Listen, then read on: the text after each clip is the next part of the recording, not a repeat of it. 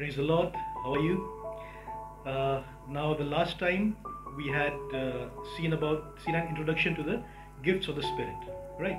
So we're going to continue with that now. We're going to continue with the topic of the gifts of the Spirit.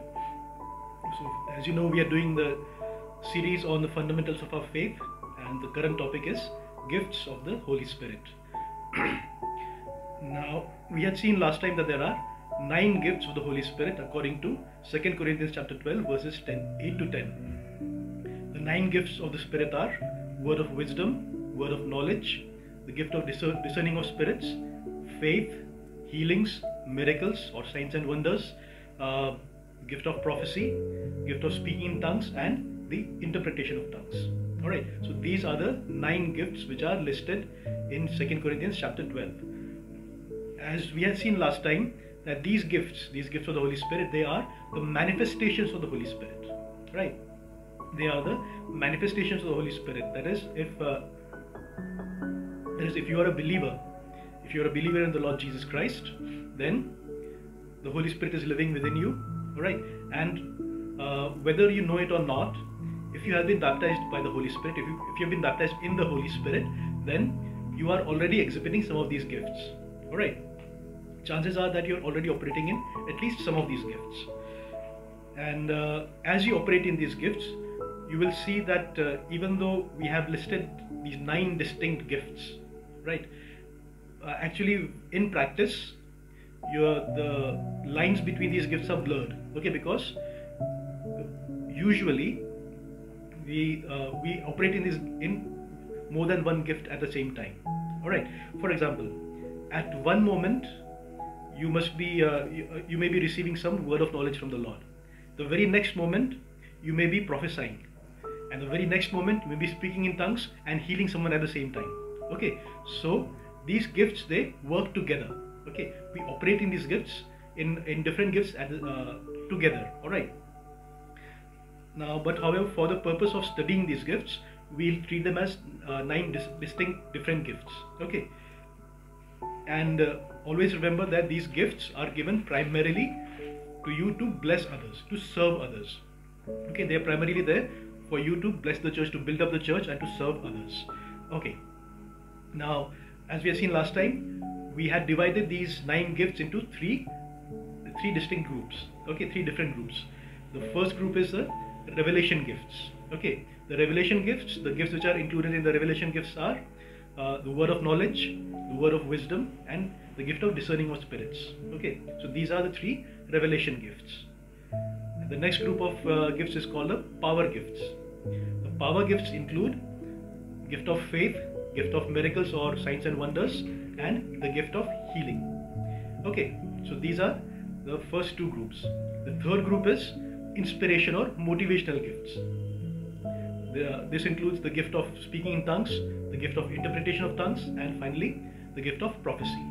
So the 9 different gifts are grouped into 3 groups, each group having 3 gifts. Alright, now we made these groups just for our convenience of studying. Alright,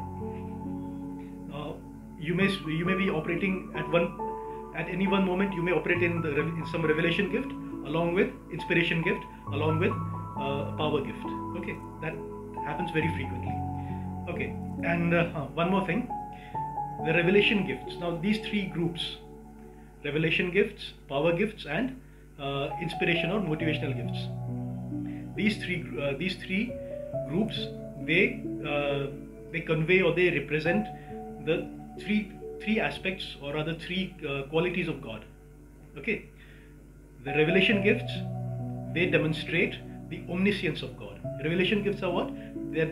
Through the revelation gifts, you get supernatural information. Okay, information that only God can know. Okay, so these revelation gifts, they demonstrate the omniscience of God. Power gifts, they demonstrate the omnipotence of God. Okay, and inspiration gifts of tongues, interpretation of tongues, and prophecy, they demonstrate the omnipresence of God, because these gifts demonstrate that whatever situation you're in, God is right there with you. He's speaking to you. He's giving you something. He's speaking to you there in your situation. Wherever you are, whatever you may be doing, God is present with you. So the inspiration gifts demonstrate the omnipresence of God. Alright, so today we're going to look at the first group, which is the revelation gifts. Okay, the revelation gifts, as I just said, there are three revelation gifts: discerning of spirits, word of knowledge, and word of wisdom. Okay, discerning of spirits, word of knowledge, word of wisdom. So these are the three revelation gifts. Now, the way the revelation gifts work is that they give us, or rather, they give us information from God. Okay, God gives us information through these gifts, and these gifts give us some supernatural insight and information which we have no natural way of getting. All right, you just know things. Okay, sometimes you just know things that you have no natural way of knowing. Okay, so these revelation gifts, they demonstrate the omniscience of God. Okay, omniscience means our God is all-knowing. He's an omniscient God, means He knows everything. Okay, so now this information, this supernatural information, is revealed to you by God. That is why they are called the revelation gifts. All right. So how do these gifts operate, or how do revelation gifts, or even how do these revelation gifts operate? How does God give you the supernatural information? How does God give you information? He can speak to you in different ways. All right, He can give you that information in dreams, or in visions, or through His word, or He can give you information through your feelings, or through impressions. All right. Sometimes as you're speaking or as you're praying, He will put words into your mouth. All right. You won't know why you're saying the things you're saying. You won't know why you're praying the way you are. It is the Lord who's giving you that information right at that time. Okay. So revelation gifts are basically God speaking to you to give you some information. And so very quickly, before we go into details, very quickly, let's in short, let's see what these gifts are. Okay, first, the discerning of spirits. The gift of discerning of spirits is knowledge of supernatural, or knowledge of spiritual presence in a person, in a place, or in a circumstance. All right. The gift of discerning of spirits gives you knowledge about what kind of spirit is operating in a person, in a situation, or in a place. Okay, now there are some spirits who are from God, there are some spirits who are from the enemy. Right, so the gift of discerning of spirits will tell you what exactly is happening, what kind of spirit is there. Okay, second, the gift of word of knowledge. The word of knowledge is supernatural information about a person, place, or circumstance. Okay, about the past, present, or future. Okay, so word of knowledge, again, the gift of word of knowledge is supernatural information about a person, about a place, about a circumstance, about the past, present, or future. Third, the gift of word of wisdom. Word of wisdom is supernatural information or supernatural instructions to you to do what, so that you know what to do in a particular place or in a particular situation. All right. So the word of wisdom is supernatural information about what to do. Okay. Now let's look at these three in detail. And again, these gifts usually work together, and not just these three, these gifts will work along with the other 6 gifts also. Okay, we'll see that later. Now, the first revelation gift that we're looking at is the gift of discerning of spirits. The gift of discerning of spirits. By this gift, like I said, you become aware of what kind of spirit is working in a person, in a place, or in a circumstance. All right. So you have discernment about what is from God and what is not from God. To discern, the word to discern means to recognize. Okay, to recognize or to find out. So discerning of spirits means to recognize the kind of spirit which is at work. All right. Now, some spirits are from God, some are from the enemy. We just said that. And so this gift of discerning of spirits will help you recognize what kind of spirit is working there. Now, let's look at some examples from the Bible. The first example is from 1 Kings chapter 22.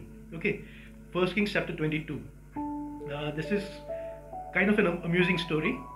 At least I find it amusing, even though the end was tragic. Now, 1 Kings chapter 22. We won't read that. We won't read the whole passage. I'll just tell you what was happening there. Okay. Now, this was a time when Israel was divided into two different kingdoms. The northern kingdom was called Israel, with the capital at Samaria, and the southern kingdom was called Judah. Okay, Judah, the capital was Jerusalem. And at this time, Israel was being, the northern kingdom, Israel, was being ruled by an evil king by the name of Ahab. Okay, Ahab, he was one of the most evil, one of the worst kings of Israel. Whereas the southern kingdom at that time was being ruled by a man named King Jehoshaphat. And Jehoshaphat was one of the best kings of Israel, one of the best kings of Judah. Alright, and at this time both Israel and Judah had a treaty. They had friendly relations with each other. And King Jehoshaphat of Judah had come to visit King Ahab of Israel. And so they were in Samaria, the capital of the northern kingdom, Israel. And they were planning to attack their enemy, Syria. Okay, and because Syria was holding some land which had belonged to them, so they were planning to go and get that land back. Alright, so now King Ahab, along with his wife Queen Jezebel, they were very evil, and they consulted, they worshipped pagan gods, and they consulted prophets of pagan gods. Okay, so at that time, King Jehoshaphat and King Ahab were sitting in front of the gate of Samaria, and they were surrounded by lots of pagan prophets. So King Ahab had called them together to ask them whether or not they should go and attack Syria at this time. Alright, he wanted to know the opinions of the prophets, what the gods were telling them. Okay, so each of these prophets said, "Go, you will be victorious. You will surely prosper. You will go and attack Syria, and you will be victorious." But King Jehoshaphat was not happy with this. He said, "Alright, there are 400 of these pagan prophets, but do you not have even one prophet of the Lord? Do you not have even one prophet of Yahweh?" So King Ahab said, "Yeah, there is one prophet. His name is Micaiah, but I don't like him.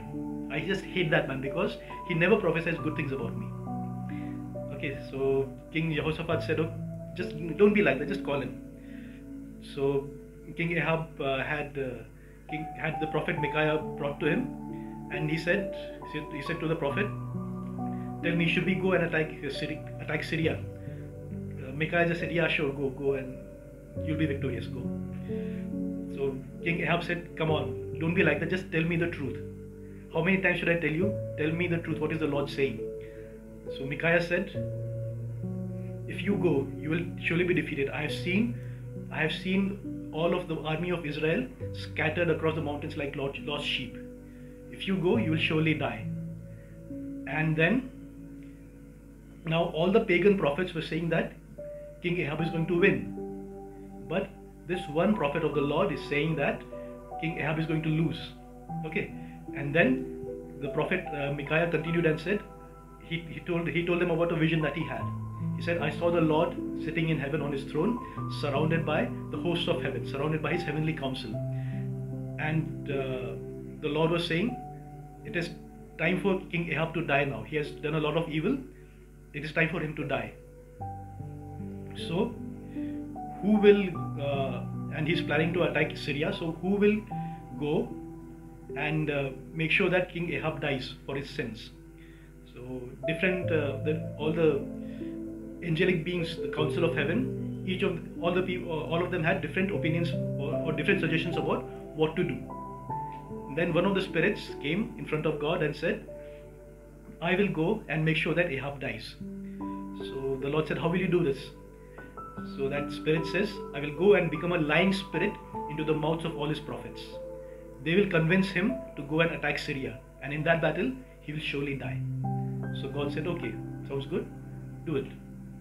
So this is the vision that Micaiah had about King Ahab, right? About what the Lord had planned for Ahab. So this information now, so in this place there were 400 different men who were saying that King Ahab is going to win the battle. Okay, but this one prophet of God had the discernment through his vision, he had the discernment to know that these prophets were speaking through a lying spirit. Okay, the spirit that was at work there was a lying spirit. Alright, so anyway, King Ahab, what he did was he had prophet Micaiah arrested, and he went into battle and he died in that battle. Okay, you can read about this in 1 Kings chapter 22. So the prophet Micaiah demonstrated the gift of the Spirit, which is the discernment of spirits.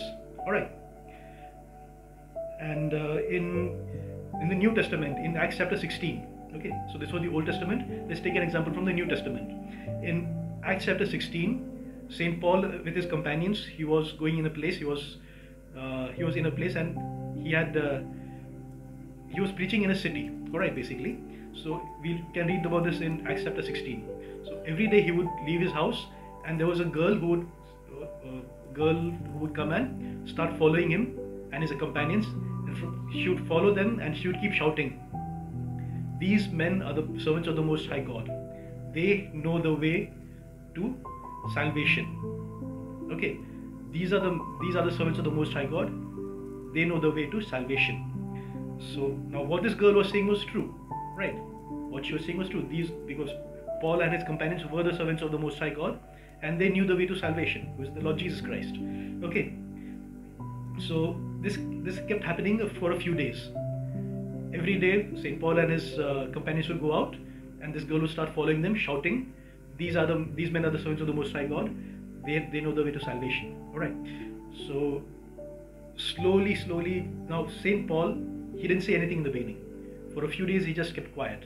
But finally, one day, he had enough, and he turned to that girl and said, "In the name of Jesus Christ, get out of her." Now, what was happening now? This girl, she was saying the right things.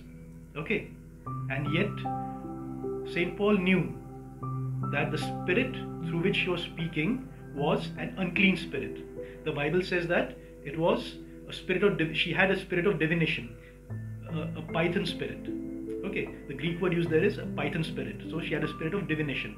She had an unclean spirit. Now, even though she was saying the right things, the spirit who was inspiring her to say those things, the spirit who was making her say those things was an unclean spirit.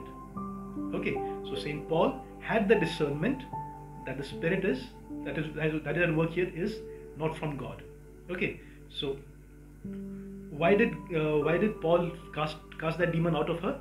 Because after Paul and his companions would have left that city, all the people would have listened to that unclean spirit who was in that girl. Okay, because she was right about these men. Okay, so Saint Paul had to put a stop to this. Okay, so this is gift of discerning of spirits demonstrated in the life of Saint Paul in Acts chapter 16. And okay, let's go back to 1 Kings chapter 22. 1 Kings chapter 22, the story of Micaiah and Ahab. Now, as after King Ahab had sent his servants to get Micaiah to him, there was a pagan prophet there by the name of Zedekiah. Okay, and he was a false prophet, but he prophesied at that time in the name of Yahweh and said to the king, surely go, and God, Yahweh is going to give you victory. This was a false prophecy. Okay, so even if somebody's speaking in the name of the Lord, okay, does not necessarily mean that the spirit by which they are speaking is the right spirit. All right.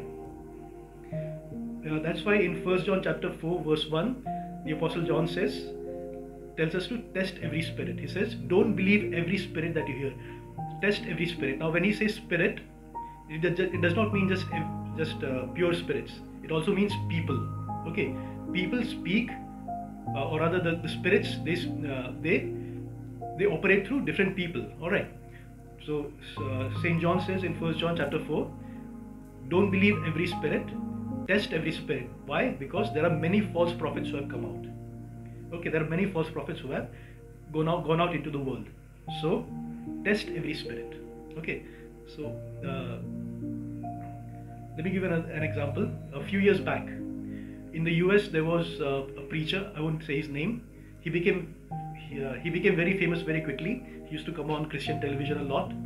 Okay, so one of my friends in the US, she decided to visit this church because she had heard a lot about this preacher, and she wanted to visit that church, so she went there. But she said that as soon as she entered that place and the man started speaking, there was something very wrong. In the spirit, she felt there was something very, very wrong here. What the man was saying, what he was doing, everything was right. But in her spirit, she knew that something is not right here. Okay, so she came out and she never went back there. A few months later, we found out that the man was living in sin. Okay, so my friend knew that there was something wrong there in that man in that church because she had the gift of discerning of spirits. Okay, when you have the gift of discerning of spirits, you won't look just with your natural eyes, you will look also with your spiritual eyes. Alright, and your spiritual eyes will show you the truth. Alright, your natural eyes can deceive you, your spiritual eyes will show you the truth. Okay, another example. Many years back when I was in Nasik, we have family friends who were doctors, and he narrated this incident. He was in a hospital once in the OPD, and a couple of men came to meet him. Okay, one was his patient, and that his patient had brought another man with him, along with him. And as soon as the new man came in, this doctor, he's a Christian, he's a strong believer in the Lord, and as soon as this second man came in, there was something inside the doctor that started like a burning sensation, or rather electrifying sensation, like that something is wrong here with this man. So as the doctor was speaking to his patient, in the spirit he started speaking in tongues. In the spirit he started praying in tongues, and immediately the second man, he became very uncomfortable. He could not even look the doctor in the eyes, and he just wanted to get out. So after a few days, when he met his patient again, doctor asked him, "Who was that man who came with you?" He said, "Yeah, he's one of our religious leaders." Religious leaders, actually, he was involved in a lot of bad things. Okay, so this discerning of spirits will tell you what is happening behind the scenes. All right, and even in my own life, especially when I go for prayer walks, there are places where I will just know that something has happened. For example, if some innocent blood has been shed in some place, or something wrong has happened, or something good has also happened. Okay, sometimes when you prayer walking through a place, you will know that this is a place where God is, the people of God are. Okay, so all spirits are not bad spirits. Some spirits are from God also. Okay, so it's just wonderful. It's an adventure to operate in the gift of discerning of spirits. All right, now very quickly, let's go to the second gift, which is the gift of the word of knowledge. Gift of the word of knowledge.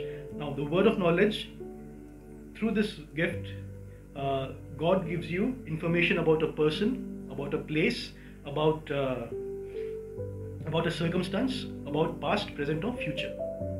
All right, and you have no natural way of getting this information. It is God who gives you this information. Now, many times this gift is confused with prophecy, with the gift of prophecy. All right, many times the gift of the word of knowledge, it is confused with the gift of prophecy, because people who operate or rather who have the ministry of prophecy, or have the ministry of prophets, they operate in the gift of the word of knowledge along with the gift of prophecy.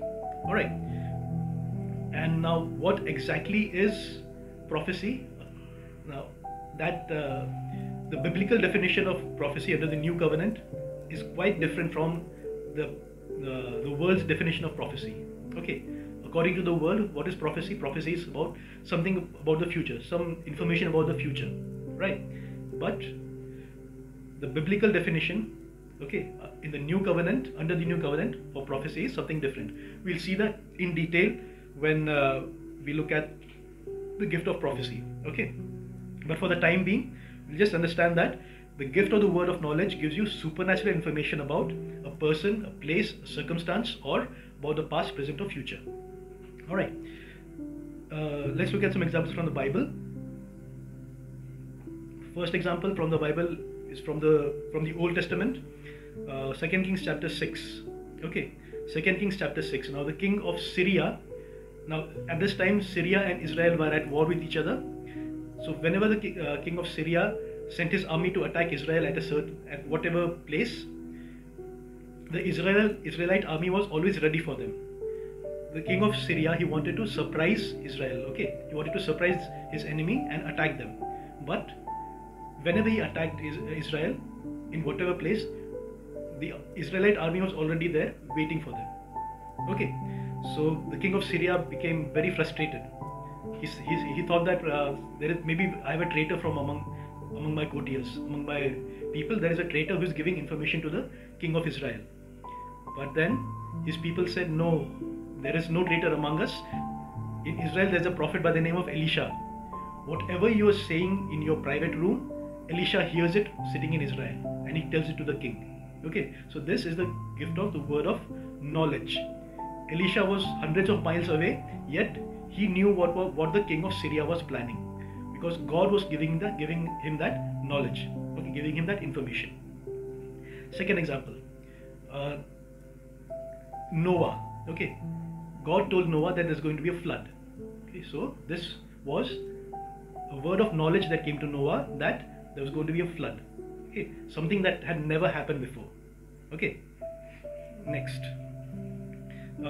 let's go to the New Testament. In John chapter 4, the Lord Jesus spoke to a Samaritan woman, and even though they had met for the first time, the Lord Jesus knew exactly what was going on in the life of that woman. And that woman was so shocked and so impressed, she ran back to her city and she told everybody that this is the Messiah. Is this the Messiah? He knows, he told me everything that I've done in my life.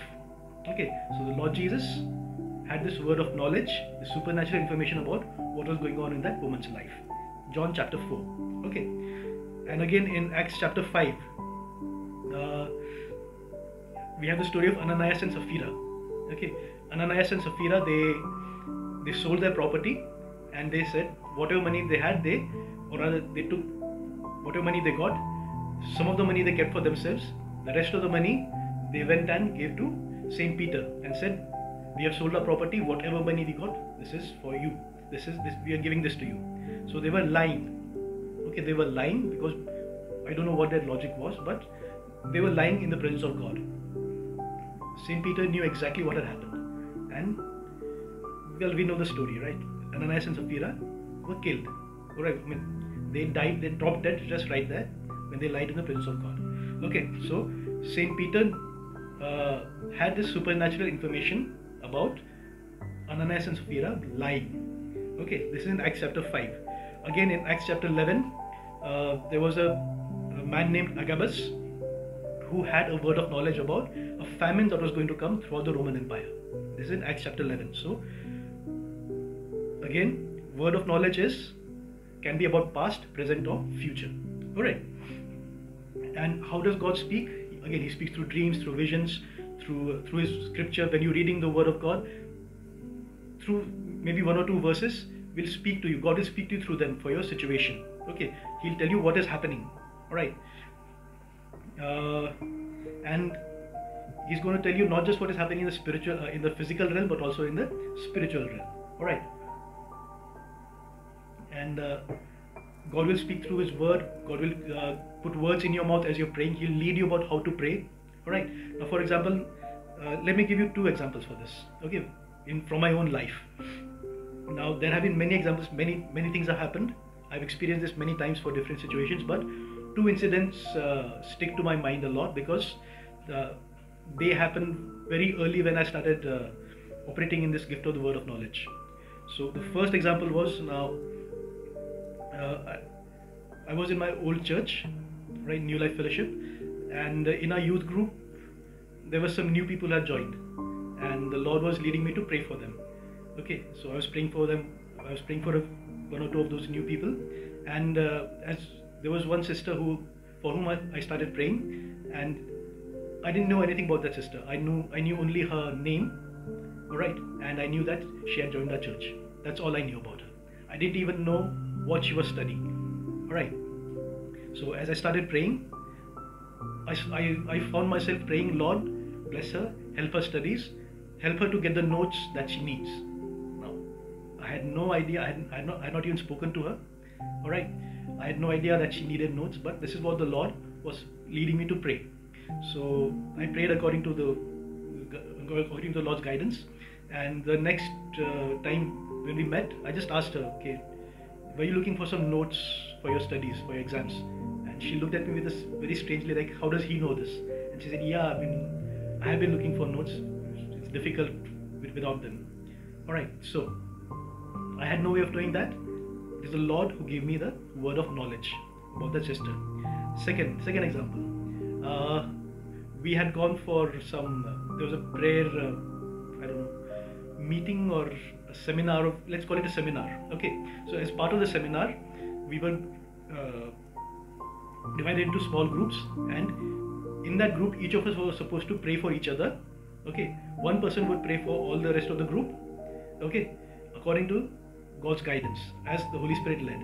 Then the other person would pray for the rest of the group again. So each person would pray for each person in the group, like that. Okay, that was what we were supposed to do. And at that time, because I was working night shifts, I had dark circles under my eyes. I couldn't get enough sleep. My wrist was hurting because of an old injury, so I had wrapped up a crepe bandage around my wrist. And in general, I was not looking all that fresh. Okay, so there was one boy in our group. He was sort of over smart, I'd say, I don't know, but he looked at me, and he looked at just my physical appearance, and he said, you're getting a headache, your hand is hurting, you're tired. So I knew, and he prayed according to that with a smirk on his face. Okay, so he was looking at the natural things, and he was taking decisions according to that. He was not praying according to the Spirit. He was not open to pray according to the Spirit. So I just let him pray for me. I said, yeah, he's just looking at the natural things, and he's doing this, and he's very skeptical. I can see that. So I said, okay, just let him pray. And then when it was my turn to pray, I prayed for the group, prayed for each person in the group, and when I started praying for him, the Lord started revealing to me what was going on in his life. I had never met the boy. I don't even know his name to this day. I never met him again. But the Lord told me what was going on in his life. The Lord told me what was going on, just not in his life, but in his mind. And I prayed according to that. I prayed according to what was going on in that boy's mind, according to God's revelation. And you should have seen the expression on that boy's face. When I started to pray, he had a very smug and smirking expression. And as I started praying, as I continued to pray, and the Lord started revealing things to me, and I prayed up accordingly, his expression turned to one of fear, one of amazement. So how does this person know so much? So as soon as I said Amen, he held my hand. He said, "Say exact jo chahiye tha waisa prayer kiya," and he ran away from that place. I wanted to meet him later on, but I think he just left. Okay, so this is how the gift of the word of knowledge can operate. Okay, God can give you supernatural information in any situation, when you're praying, when you're talking, when you're reading the word, in what your situation. Okay, just be open to listening to him. Now, so this was the gift of word of knowledge. Last gift is the gift of the word of wisdom. All right, the word of wisdom. Now, the word of wisdom is a gift by which God will give you instructions about what to do in a situation. Okay, what to do. He will tell you the right thing to do at the right time. This is the word of wisdom. All right. Now, there are people who are wise. All right, who are generally wise. Okay. If you're in trouble, you go and ask them for advice, because you know that these are wise people. They will tell you the right thing to do. Okay. But the word of wisdom is different from that. Okay. Word of wisdom is a supernatural supernatural instruction that comes at the right time for you to do the right thing at the right time. Okay. Now, through the gifts of discerning of spirits and gift of the word of knowledge, you get information. Okay, you get information about what is happening, or what is going to happen, or what has happened. All right.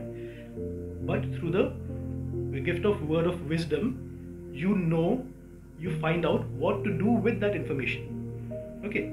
So again, discerning of spirits and word of knowledge will give you information. Word of wisdom will tell you what to do with that information. All right. This is a very general thing. Okay. Now, let's look at some examples. In the Old Testament, we all know the story of Joseph. Pharaoh had a dream, and he didn't know what to make of the dream. He didn't know how to interpret the dream. Nobody could help him. Joseph came. He heard the dream, and he realized that the dream was about a famine that was going to happen. There were going to be 7 years of plenty, followed by 7 years of famine. Okay, so Pharaoh had this information about 7 years of plenty and 7 years of famine which would follow. But what to do with this information? Joseph got the word of wisdom about how to use this information. Okay, he said, in the 7 years of plenty, make sure that you build huge barns, huge granaries, right, and store all the grain that you have in 7 years of plenty, and you can use that grain during the 7 years of famine. Okay, so this was the word of wisdom, which told Joseph what to do with the information that had been given. Okay. Next, Jesus Christ. In the New Testament, Jesus Christ. Now, in Matthew chapter 8 and in Mark chapter 4 and Luke chapter 8 also, we see that when there was a storm, okay, Jesus was in a boat with his disciples in the middle of the Sea of Galilee, and there was a violent storm which came up. So the Lord Jesus, what did he do? He calmed the storm. He put an end to that storm. But in John chapter 6, Mark chapter 6 and Matthew chapter 17, okay. Sorry, I can't understand my own handwriting. Okay, but in John chapter 6 and Mark chapter 6, alright, there was another storm. Okay, the disciples were in a boat in the middle of the Sea of Galilee. There was another violent storm. This time, the Lord Jesus, he did not calm the storm. What did he do? He walked on water. He walked on that storm. Okay, so he had the wisdom to know what to do at what time. At one time he calmed the storm, at another time he walked on that storm. Alright. So he had this wisdom to know what to do. He had the word of wisdom to know what to do in both those situations. Another example from the book of Acts, Acts chapter 16. Acts chapter 16, we read that St. Paul and his companions, they were planning to go into Asia. They kept trying to go into Asia for preaching. Okay. Now Asia basically does not mean the whole continent of Asia now. At that time, Asia just meant Asia Minor, present-day Turkey, the Roman, the part of the Roman Empire. Okay, Turkey was at that time part of the Roman Empire, so Turkey was called Asia Minor at that time. Asia at that time. All right. So Paul wanted to go into Asia to preach, but the Holy Spirit kept stopping him. And then one night he had a dream where he saw a Macedonian man calling him to come into Macedonia to preach the gospel. Alright, so Paul and his companions, they abandoned their plans of going into Asia and they went to Macedonia to preach the gospel. Okay, this we read in Acts chapter 16. So this is the word of wisdom, to know what to do in any situation, to know what to do. Alright, and very frequently these three gifts, okay, discerning of spirits, word of wisdom, word of knowledge, all of these work together. Either they work together and also they work along with some other gifts. Okay, I'll stop with one example from my life where these three gifts work together. Okay, now I used to live in a place called Hadapsar some years back. Okay, and so whenever when I went out to come back home to Hadapsar, I had to catch a bus. Okay, after getting down from the bus, I had to take a shared auto to my house, to where I was staying, and from the bus stop to my house, it was around maybe 2 or 3 kilometers. Okay, so one evening I think it was after church, after a church meeting. I just felt like walking. I didn't want to take an auto. I just felt like walking. So after I got down from the bus, I started walking from the bus stop to my house, and along the way I decided to take a shortcut. And this shortcut, it went through a building society, and this society is quite a large society, many buildings with flats and some row houses and everything. All right. So as soon as I entered this society this evening, as soon as I entered the society, all of a sudden I felt that I couldn't breathe. I felt as if someone was crushing my lungs. I could not breathe all of a sudden. Now, I had been there before, nothing like this had happened. But this evening, I just felt that I could not breathe. Alright. So I said, okay, I claimed the blood of the Lord Jesus Christ, and I started praying in tongues. I started praying, and I said, Lord, what's going on? Kya ho raha hai? And so the Lord revealed to me at that time, I knew at that time that there is some unclean presence in this place. So this was the gift of discerning of spirits. Okay. What was happening was because of some unclean spirits. Discerning of spirits was operating at that time through me. Alright. Next, so I asked the Lord, what's happening here? Kya ho raha hai? This has never happened before. So the Lord told me He showed me a place in that society. He said, there's some person here who indulges in witchcraft and all that. Okay. So this was the word of knowledge. So I said, okay, Lord, aisa hai to what do you want me to do? So the Lord told me what to do. He told me to pray. He guided me how to pray. Okay. So this was the word of wisdom, how to handle it. Okay. So I did that. I prayed in the spirit, and as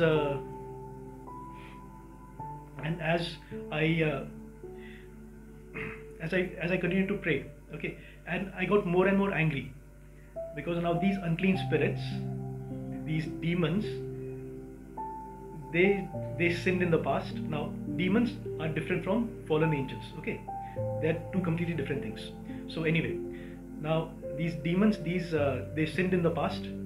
Now they're living a pathetic existence, and someday they're going to be thrown into the lake of fire. How dare they try to attack me, who is the Son of the living God? I have been redeemed by the blood of the Lord Jesus Christ. It is the blood of the Lord Jesus Christ that covers me. How dare these unclean things try to attack me? I got angry, and so I prayed according to the Spirit of God. And for the next few weekends, I made sure that I always walked through that society. Okay, so the second time when I walked through that society, I just felt a little bit of breathing trouble, but I prayed according to God's guidance, and I walked through it. Third time I went, I was perfectly fine. So a few more weeks I did the same thing. All right, I prayed, I made declarations according to God's guidance, and one day the Lord said, okay, you don't have to go there again. Stay in your room and pray from your room. Pray towards that place from your room as I guide you. So that's what I did. And then after a few weeks of doing this, the Lord said, okay, you can stop praying for that place now. I have sent some other servants of mine to live there. Okay. So now I said, okay, Lord. Now I had no natural way of knowing that any of this was happening. Okay. So I just obeyed as God guided me. And a few months later, I had forgotten about this. A few months later, I walked through that society again by coming back home, and then suddenly I remembered, hey, these strange things had happened here last time. So and I looked up, I could hear some worship songs being played. Okay, and it was around Christmas time. And in another house, I could see Christmas decorations. There were 2 or 3 houses with Christmas decorations. There were worship songs being played in that society, in that building. All right, so whatever the Lord had told me, that had happened. So this is the word of knowledge, the gift of discerning of spirits, and word of wisdom working together. All right. So what the Lord had done was, He had used me to clear that place of unclean influences, and then He brought some other of His children, some other of His servants to come and hold that place. Okay. Now these All right. So whenever you get some supernatural information, okay, be it through discerning of spirits, be it through word of knowledge, don't just rush headlong into that situation. All right, don't assume that God always wants you to get involved. Sometimes the Lord will tell you, stay back, there's someone else who is handling it. Okay, sometimes he'll tell you, yes, go, get involved, go and talk. Sometimes he'll tell you, just go, but be quiet, pray quietly and get out. Okay, so he will give you different instructions according to the situation that he knows about. He has information that we don't have access to. All right, so use the word of wisdom that God has given to you. Obey the Lord. Okay, that is most important, because now remember that you are the army of the Lord. Okay, you're the army of the Lord Jesus Christ. And whenever an army is involved in a battle, there is one part of the army which is given command to attack. There's another part of the army in another place which is given the command to just stay where they are. Even if they are under attack, they have to fight defensively, because that's all part of some plan that the individual soldier does not have any idea about, but he's part of a larger plan.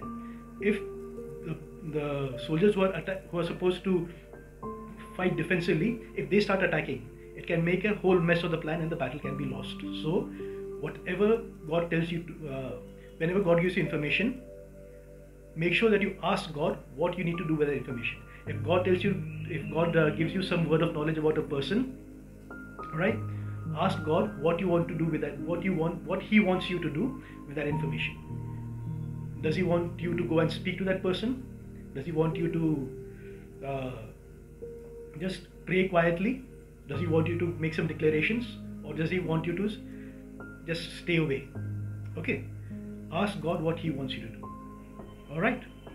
So now, as you have been hearing this teaching, I'm sure at least some, if not most of you actually, must at some point you must have said, okay, I've gone through something similar, right?